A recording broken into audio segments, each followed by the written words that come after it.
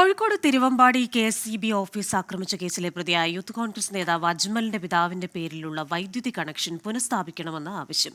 രോഗികളായ തങ്ങൾക്ക് വൈദ്യുതിയില്ലാതെ വീട്ടിൽ കഴിയാനാകില്ലെന്ന് മാതാവ് മറിയം 24-നോട് പറഞ്ഞു.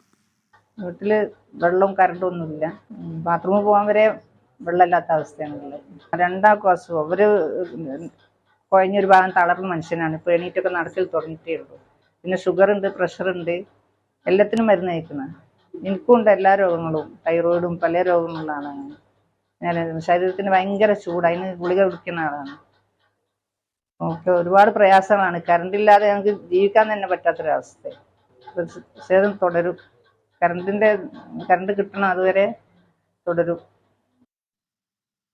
ഇന്നലെ രാത്രിയിലെ പ്രതിഷേധത്തിനിടെ കുഴഞ്ഞുവീണ അജ്മലിന്റെ പിതാവ് റസാഖ് ചികിത്സയിൽ തുടരുന്നു. വിവരങ്ങളുമായി കോഴിക്കോട് നിന്ന് രാഹുൽ സുരേഷാണ് ചേരുന്നത്. രാഹുൽ, എന്തൊക്കെയാണ് വിശദാംശങ്ങൾ? കുടുംബത്തിന്റെ ആവശ്യം, പ്രതിഷേധം ഇപ്പോഴും തുടരുകയാണല്ലോ അല്ലേ?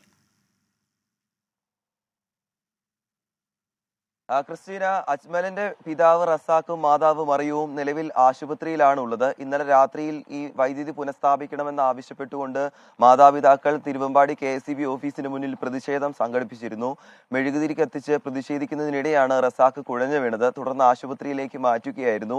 ഈ മറിയം പറയുന്നത് അനുസരിച്ച് വൈദ്യുതി ഇല്ലാതെ തങ്ങൾക്ക് തിരിച്ച് വീട്ടിലേക്ക് പോകാനാകില്ല. രണ്ടുപേരും രോഗബാധിതരാണ്. അതുകൊണ്ട് വെള്ളം പോലും വീട്ടിലില്ലാത്ത അവസ്ഥയാണ്. അതുകൊണ്ട് ഉടൻ തന്നെ വൈദ്യുതി പുനഃസ്ഥാപിക്കണമെന്നാണ് അവർ പറയുന്നത്. അല്ലാത്ത പക്ഷം വീണ്ടും പ്രതിഷേധവുമായി ഇന്ന് മുന്നോട്ട് പോകാനാണ് സാധ്യത. ഇന്ന് ഞായറാഴ്ച ആയതുകൊണ്ട് വൈദ്യുതി പുനഃസ്ഥാപിക്കുമോ എന്ന കാര്യത്തിൽ ഒരു വ്യക്തത വന്നിട്ടില്ല. അങ്ങനെയാണെങ്കിൽ ഇവരുടെ മുന്നോട്ട് പോക്ക് പ്രതിസന്ധിയിലാകും എന്ന കാര്യത്തിൽ യാതൊരു സംശയവുമില്ല. അതേസമയം ഇന്നലെ രാവിലെയാണ് ഈ അജ്മലിന്റെ നേതൃത്വത്തിൽ തിരുവമ്പാടി KSEB ഓഫീസ് ആക്രമിക്കുന്നത്. അതേ തുടർന്ന് KSEB ഉദ്യോഗസ്ഥർ പരാതി നൽകുകയും ഇരുവരെയും പോലീസ് അറസ്റ്റ് ചെയ്യുകയുമായിരുന്നു. നിലവിൽ അജ്മലും സഹോദരനും റിമാൻഡിലാണ് ഉള്ളത്. എന്താണെങ്കിലും പ്രതിഷേധം തുടരാനാണ് മാതാപിതാക്കളുടെ തീരുമാനം. ക്രിസ്റ്റീന, ശരി. കോഴിക്കോട് നിന്ന് വിവരങ്ങൾ നൽകിയത് രാഹുൽ സുരേഷാണ്.